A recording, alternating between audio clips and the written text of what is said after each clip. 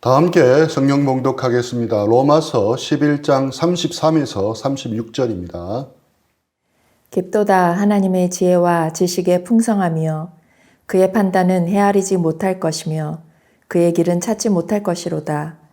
누가 주의 마음을 알았느냐? 누가 그의 모사가 되었느냐? 누가 주께 먼저 들여서 갚으심을 받겠느냐? 이는 만물이 주에게서 나오고 주로 말미암고 주에게로 돌아감이라. 그에게 영광이 세세 있을지어다. 아멘. 아멘. 우리가 지난달부터 묵상해오던 민수기는 이번 주 금요일에 마치게 되고 이어서 로마서를 묵상하게 됩니다. 모든 성경이 다 소중하지만 특별히 로마서는 많은 믿음의 선배들이 극찬하고 아끼는 소중히 여기는 책입니다. 어떤 분은 로마서를 성경 중의 성경, 복음서의 핵심, 바울의 복음서라고 하기도 합니다. 대형 박물관 관장으로 재직했던 필립스 경은 로마서를 극찬하며 이렇게 말했습니다. 온 세계를 다 준다고 해도 대형 박물관과 바꾸지 않겠다. 제가 아직 대형 박물관에 가보질 않아서 그런지 몰라도 저는 그렇게 하지 않을 것 같습니다. 온 세계를 다 준다는데 안 바꿀 이유가 있겠습니까? 그런데 이분은 대형 박물관 관장을 하셨기 때문에 그런지 애착이 많아서 그런 말을 한 것 같습니다. 다음에 오는 이 말이 더 중요합니다. 그러나 나는 만일 바울이 친필로 쓴 로마서 한 페이지만이라도 가져온다면 그것과는 이 대형 박물관을 서슴없이 맞바꾸겠다. 이분은 로마서에 대해 할 수 있는 최고의 극찬을 한 것입니다. 마르틴 루터는 로마서는 신약 성경의 중심부여 순수 복음이다라고 했습니다. 종교개혁자이고 성경학자였던 존 칼빈은 역시 로마서를 공부하지 않으면 성경을 이해할 수 없다라고까지 말할 정도였습니다. 오늘날 제자훈련을 하는 선교단체들의 뿌리라고 할 수 있는 독일 경건주의의 창시자 슈페너도 성경을 하나의 반지로 비유한다면 로마서는 그 반지의 보석이다 라며 로마서를 극찬하였습니다. 또 어떤 분은 천재지변으로 온 세계의 성경책이 없어진다고 해도 로마서만 있으면 충분히 구원받을 수 있다고 말합니다. 그리고 만약 로마서가 다 남겨지지 않는다고 해도 로마서 8장 한 장만 있으면 그것만 보고도 구원을 받을 수 있다고까지 말합니다. 이처럼 많은 학자들이 로마서의 중요성을 강조했습니다. 실제로 지난 2000년 동안의 교회 역사를 볼 때 많은 신앙의 위인들이 로마서의 영향을 받았습니다. 아우구스티누스가 대표적이며 그 외에도 마틴 루터, 존 칼빈을 변화시킨 성경도 바로 로마서였습니다. 로마서가 역사 대대로 기독교를 이끌어왔다 해도 과언은 아닙니다. 이번 매일 성령 큐티 본문인 로마서를 통해 우리도 큰 은혜를 깨닫고 누리기를 축복합니다. 그렇다면 로마서 전체의 주제는 무엇이겠습니까? 로마서 1장 11절입니다. 내가 너희 보기를 간절히 원하는 것은 어떤 신령한 은사를 너희에게 나누어 주어 너희를 견고하게 하려 함이니. 사도 바울은 아직 만나보지도 못해 얼굴도 모르는 로마 교회를 견고하게 세우기를 원했습니다. 로마 교회를 견고하게 세우기 위해서 사도 바울이 선택한 방법은 무엇입니까? 어떤 신령한 은사를 나누어 주는 것입니다. 그렇다면 교회를 견고하게 세울 수 있는 어떤 신령한 은사란 무엇을 가리키겠습니까? 교회를 견고하게 세우려면 어떻게 해야 하겠습니까? 여기서 말하는 교회는 건물이 아니라 그리스도의 몸된 교회인 구원받은 그리스도인들을 말합니다. 그리스도의 몸된 그리스도인들을 견고하게 세우려면 어떻게 해야 하겠습니까? 좋은 시설을 마련해야 합니까? 웬만한 방송국 뺨치는 음향과 영상 시스템, 실내 체육관 이상으로 웅장한 예배당, 멋있고 세련되고 아름다운 교회 건물이 있어야 합니까? 그 안에서 이루어지는 백화점 문화센터와 같은 다양한 프로그램이 있어야 합니까? 이런 좋은 교회 시설과 프로그램이 교회를 견고하게 세울 수 있습니까? 사람들을 모으는 데는 도움이 될 수 있습니다. 하지만 성도들을 견고하게 세우지는 못합니다.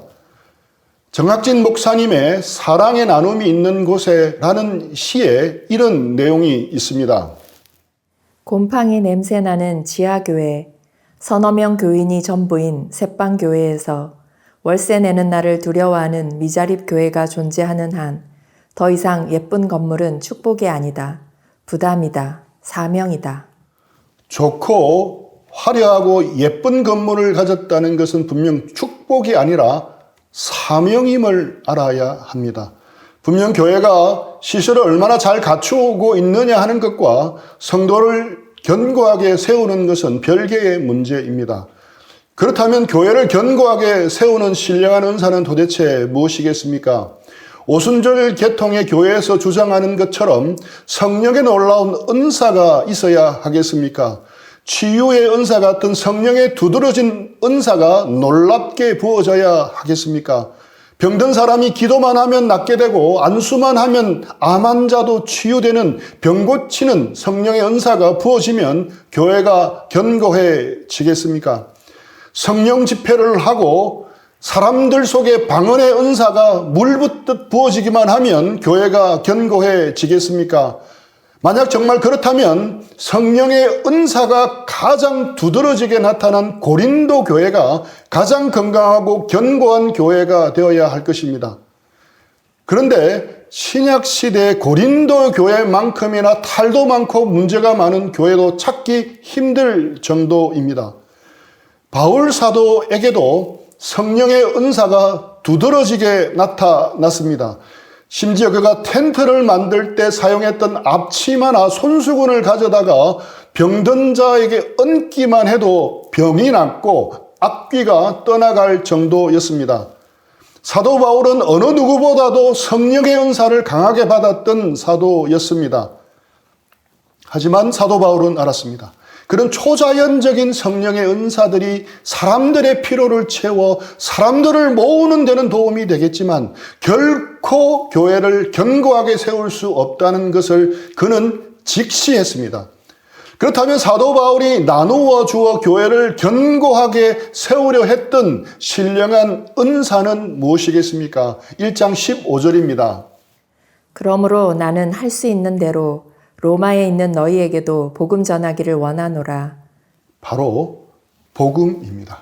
사도 바울이 교회를 견고하게 세우기 위해 나누어 주려 했던 것이 바로 복음입니다. 그래서 로마서를 기록한 것입니다. 로마서의 주제는 바로 복음입니다. 복음을 온전히 깨달을 때 삼위일체 하나님이 계획하시고 이루어 놓은 놀라운 복음의 신비와 접촉되고 만날 때 우리 신앙은 비로소 견고하게 됩니다. 여기 우리 한 사람 한 사람이 복음의 진리 위에서 복음의 은혜를 깨닫고 온전히 누릴 때 비로소 교회는 견고하게 세워집니다. 그래서 바울은 성령 집회, 은사 집회를 하지 않고 로마서에서 복음을 자세하고 깊이 있게 잘 설명한 것입니다. 로마서는 바울이 전한 복음서입니다. 흔히들 복음은 처음 교회에 등록해서 새가족반을 할 때나 초신자일 때만 필요하다고 생각하는 경향이 있습니다. 그리고 새가족반을 졸업하면 이제 그리스도인으로서 어떻게 살아야 하는지를 배우고 교회 생활을 배우는 데 치중하는 경향이 있습니다. 어떤 것은 해야 하고 어떤 것은 하지 말아야 한다는 식의 기독교인의 생활 윤리만 반복해서 배웁니다. 그리고 교회는 그것을 잘 따라오는 사람을 인정해 줍니다. 그런 사람들의 신앙을 지켜 세우며 칭찬해 줍니다. 자연스럽게 그런 사람들은 남들보다 먼저 책임이나 직분을 맡게 됩니다. 그런 사람들은 횟수가 오래되면 될수록 교회 안에서 영향력이 점점 커져가게 됩니다. 그런데 이것은 성경이 말하는 방식의 성장과 성숙이 아닙니다. 이것이 왜 잘못되었습니까? 우리는 왜 이것이 잘못되었는지를 알아야 합니다. 그래야 올바로 성숙할 수 있습니다. 다른 말로 하면 해야 하는 것, 하지 말아야 하는 것 등을 반복해서 가르치고 훈련한다고 해서 성장하고 성숙하지 않는다는 말입니다. 교육과 훈련만을 통해서는 사람이 바뀌지는 않는다는 것입니다. 교육과 훈련이 필요 없다는 말이 결코 아닙니다. 그것만으로는 그리스도인이 성장하고 성숙하지 않는다는 것입니다. 제 말이 좀 이상하게 들리지 않습니까? 이전에 죄악된 행동에서 떠나고 죄를 죽이고 말씀대로 살아가는 것이 필요합니다. 또한 말씀 읽고 공부하고 기도하는 일에 힘쓰는 것이 필요합니다. 형제자매들과 적극 교제하며 여러 신앙활동들에 적극적으로 들여지는 것도 필요합니다. 이 모든 것이 성장에 있어서 아주 중요합니다. 하지만 분명하게 인식해야 할 것이 있습니다. 이런 활동과 노력 그 자체가 우리를 성장하고 성숙하게 하지는 못한다는 것입니다. 제가 지난주 설교 시간에 보여드린 표를 떠올리면 이해가 쉽습니다. 많은 사람들이 성숙한 그리스도인으로 향해 나아가기보다 삐뚤어진 경건으로 나아갑니다. 왜 그렇습니까? 분명 열심히 교회 생활을 하는데 왜 삐뚤어진 경건으로 나아갑니까? 왜 율법주의라는 샛길로 빠집니까? 복음을 제대로 모르기 때문입니다. 복음의 은혜를 제대로 모르기 때문입니다. 그렇기 때문에 목적 전도 현상이 나타나는 것입니다. 처음에는 목적을 위한 수단이었는데 점차 목적은 희미해지고 수단이 중요해지는 것입니다. 그러다가 나중에는 수단이 절대시되어 버려서 목적을 잡아먹어버리는 일이 벌어집니다. 이를 목적 전도, 가치 전도 현상이라고 합니다. 우리가 말씀을 부지런히 암송하고 읽고 묵상하고 매일 큐티 훈련을 하고 기도하는 법을 배우고 성경 공부를 하고 개인 교제를 통해 배우는 이유가 무엇입니까? 그 자체가 우리를 성장시켜 주지는 못합니다. 그것은 도구입니다. 수단입니다. 복음을 알아가고 은혜를 알아가는 도구입니다. 복음의 은혜를 깨닫고 누리며 체득하는 수단입니다. 그 자체가 우리의 성장과 성숙을 보장하는 것은 아닙니다. 그것을 통해 삼위일체 하나님 안에 있는 복음의 비밀과 은혜를 깨닫는 데 그 의미가 있습니다. 그 은혜를 매일의 삶 가운데 기억하고 누리는 것에 포커스가 있습니다. 수단은 수단일 뿐, 수단을 중요하게 여기다가 수단이 목적을 잡아먹어버리는 것입니다. 쉽게 설명해 보겠습니다. 어떤 사나이가 불면증에 걸려서 병원에 입원했습니다. 의사의 심리치료를 받으면서 처방해 준 약을 꼬박꼬박 잘 먹으니 잠을 잘 자게 되었습니다. 그런데 어느 날 잠을 자는데 간호사가 심하게 흔들어 깨워 깜짝 놀라 일어나니 간호사가 짜증을 내면서 말합니다. 선생님, 수면제 드시고 주무셔야지 그냥 주무시면 어떡해요? 사나이는 어안이 벙벙하고 눈이 휘둥그레지면서 멍하니 간호사를 쳐다보았습니다. 이 사나이가 병원에 입원한 것은 불면증을 고치기 위한 것이지 수면제를 먹으려고 한 것은 아닙니다. 수면제는 불면증을 치료하기 위한 하나의 수단이지 목적이 아닙니다. 수면제를 먹지 않고도 잘 잔다면 목적을 달성한 것입니다. 그런데 간호사는 의사가 처방해 준 수면제를 꼬박꼬박 먹게 하는 것이 목적이 되어버렸습니다. 수단과 목적의 전도 현상이 극명하게 나타난 것입니다. 우리가 말씀 읽고 암송하고 공부하고 기도하고 교제하고 매일매일 큐티하는 것은 수단인데 나중에 이것이 목적이 되어버립니다. 일전에 여러 지부 형제들이 함께 일본에 단기 선교를 간 적이 있습니다. 그런데 어떤 지부 형제들이 다른 지부 형제들을 어려워하기 시작하면서 형제들 사이에 갈등이 드러나기 시작했습니다. 어떤 지부 형제들이 다른 지부 형제들을 노골적으로 무시하기 시작한 것입니다. 그것이 불평불만으로 터져 나온 것입니다. 문제의 발단은 어느 지부 형제들이 큐티를 제대로 하지 않고 기록도 하지 않고 삶의 여러 영역에서 탁월함을 추구하지 않는다는 것이었습니다. 이것이 반복되자 저 형제들은 주님의 제자들이 맞는지, 어떻게 훈련을 받은 주의 제자가 저렇게 행동할 수 있는지 다른 지부 형제들이 판단하고 비판하기 시작했습니다. 그런 분위기가 퍼져서 단기 선교팀 내 크게 말다툼까지 벌어지는 상황에까지 가게 되었습니다.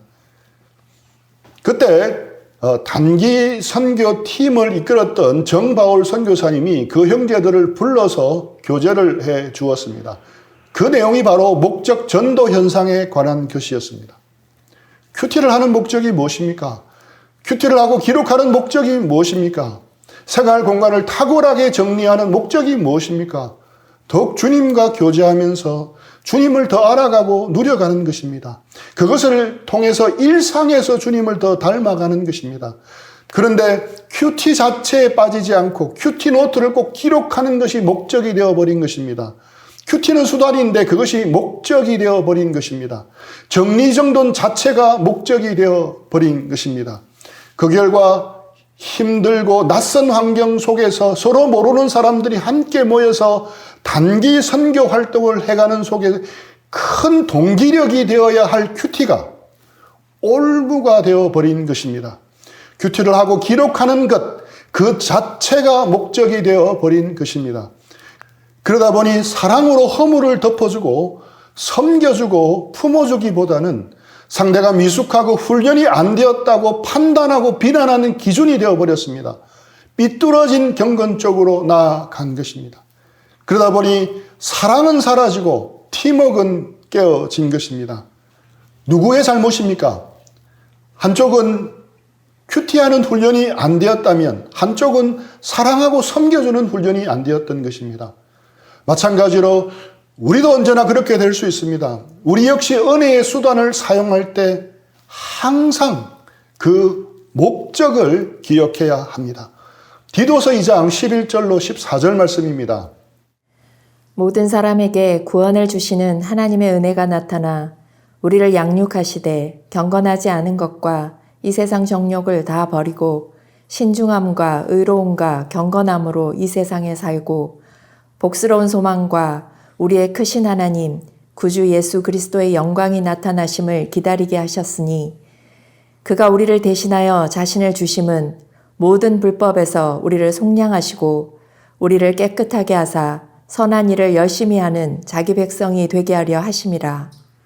우리가 양육받아 성장하면 어떻게 해야 됩니까? 경건하지 않은 것과 이 세상 정욕을 다 버리게 됩니다.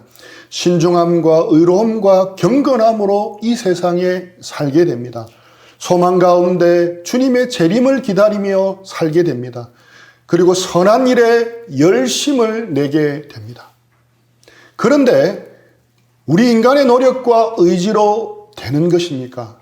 아닙니다. 11절 말씀이 있어야 12절에서 14절의 결과가 나오는 것입니다. 모든 사람에게 구원을 주시는 하나님의 은혜를 알고 깨닫고 누려가야 합니다. 그럴 때 그 결과가 따라오는 것입니다. 은혜가 있어야 변화와 성숙이 따라오는 것입니다.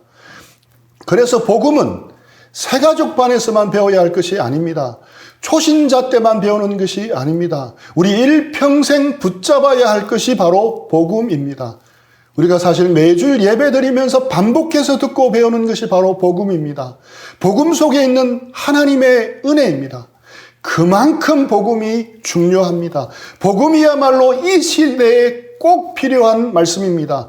복음만이 우리를 새롭게 할 수 있습니다. 로마 교회를 견고하게 했던 복음이 우리의 삶과 신앙도 새롭게 하고 견고케 할 수 있습니다.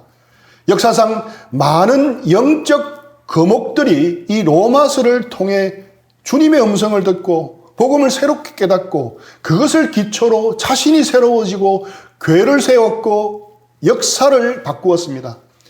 여기 있는 우리들 모두도 로마서에서 주님이 외치시는 복음을 다시 들어야 할 줄 압니다. 다시 가슴에 새겨야 할 줄 압니다. 다시 복음을 듣고 회개해야 할 줄 압니다. 다시 복음으로 말미암아 하나님의 은혜와 사랑에 감격해야 할 줄 압니다. 다시 복음으로 우리의 메마른 심령이 은혜의 눈물로 가득 적셔져야 할 줄 압니다. 예레미야 2장 19절 말씀입니다. 내 악이 너를 징계하겠고 내 반역이 너를 책망할 것이라. 그런즉 내 하나님 여호와를 버림과 내 속에 나를 경외함이 없는 것이 악이요 고통인 줄 알라. 주 만군의 여호와의 말씀이니라. 하나님을 버림과 하나님을 경외하지 않는 것이 악이요 고통입니다. 이 세상의 악과 고통의 뿌리가 하나님을 버린 것과 하나님을 경외하지 않는 것입니다. 그렇다면 왜 하나님의 백성이 하나님을 버리고 하나님을 경외하지 않겠습니까? 그 까닭은 하나님을 제대로 모르기 때문입니다. 성경에서 말씀하시는 하나님을 제대로 모르기 때문입니다. 대신 자기들이 원하는 대로, 생각하는 대로 자기들이 원하는 하나님을 믿기 때문입니다. 자기의 목적과 필요 때문에 만들어진 하나님입니다. 자기의 작은 머리로만 이해한 하나님입니다. 자신의 체험 안에서만 경험된 하나님을 믿기 때문입니다. 성경에서 계시하신 하나님이 아닌 것입니다. 물론 처음 하나님을 만나는 시작은 다양할 수 있습니다. 이전에 캠퍼스 팀에 있을 때 팀의 한 형제는 유체이타를 통해 하나님을 믿게 되었습니다. 그 형제가 말하기를 리더 형이 복음을 전해주고 밥도 사주고 해서 좋아라고 따라다녔는데 나중에는 별로 관심도 없는 예수님을 배운다는 것이 너무 체질에 안 맞는 일이었다는 것입니다. 그런데 여름방학 때 함께 여름훈련학교에 같이 하자는 리더의 간곡한 부탁을 거절하고 함한 시골집에 내려갔습니다. 한여름이라 낮잠을 자고 일어났는데 좀 뭔가 이상해서 뒤를 돌아다 보니 자신의 몸이 그대로 누워 있더라는 것이었습니다. 그래도 그동안 주워들은 풍월은 있어서 몸과 영혼이 분리되면 죽는다는 것을 알고 다시 가만히 몸과 맞추어 누워 있었다고 합니다. 그 시간이 얼마나 두렵던지 그때 살려만 주시면 주님 열심히 배우겠습니다. 이제 영혼이 존재하는 것도 믿고 하나님도 믿겠습니다. 라고 기도했다고 합니다. 한참이 지난 후 두렵고 떨림으로 자신의 손가락을 움직여 보니 같이 움직이는 것을 확인하고는 정말 안도의 한숨을 내쉬며 감사했다고 합니다.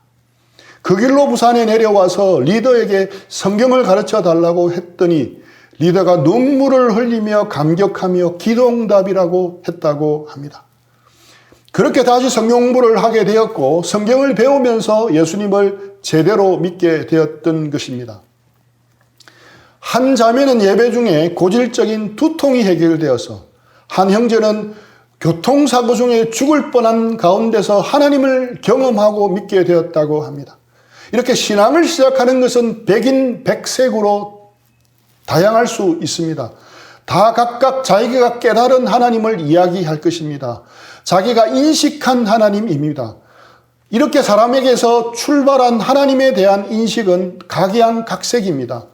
하지만 이는 사람이 경험해서 깨달은 하나님에 대한 인식이기에 불완전하다는 의미도 됩니다. 그렇다면 우리가 어떻게 하나님을 알 수 있습니까? 하나님께서 친히 자신을 열어서 보여주셨습니다. 사람이 아니라 하나님에게서 출발하신 것입니다. 이것을 계시라고 합니다. 그런데 하나님께서는 어느 날 갑자기 어느 한 사람에게 자기를 열어서 보여주신 것이 아닙니다. 하나님은 역사 속에서 점진적으로 점점 자세하고 분명하게 하나님 자신을 계시해 주셨습니다. 하나님은 1600년 동안 40여 명의 저자들을 사용하시면서 오류가 없도록 보호하시고 그 내용이 유기적으로 다 연관이 되게 하셨습니다. 그 계시가 바로 성경입니다. 우리가 하나님을 제대로 알려면 우리는 성경을 통해 계시된 하나님을 알아야 합니다. 자기 이해와 경험으로만 아는 하나님은 사람을 변화시키지 못하는 하나님입니다. 시간이 지날수록 하찮아진 하나님, 가벼워진 하나님으로 전락하기 쉽습니다. 하나님이 스스로 자신을 계시해 주신 성경을 통해서만 우리는 하나님을 제대로 알 수 있습니다. 복음은 성경을 통해서만 제대로 알 수 있습니다. 많은 사람들이 복음의 진리를 제대로 모릅니다. 또 어떤 경우에는 복음의 진리를 너무 단편적으로만 압니다. 다리예화는 짧은 시간에 복음을 효과적으로 전달할 수 있는 좋은 전도 도구이지만 복음은 다리예화에서 이야기하는 것이 전부가 결코 아닙니다. 이는 해운대 백사장에서 두 손을 모아 바닷물을 담는 것과 마찬가지입니다. 두 손바닥에 고인 물도 바닷물이지만 그것이 결코 바닷물의 전부는 아닙니다.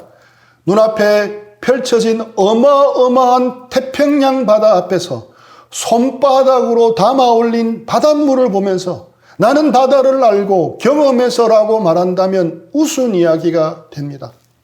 성경은 결코 쉬운 것이 아닙니다. 유튜브 쇼츠를 보듯이 심심풀이로 보아서는 제대로 이해할 수 없는 책입니다.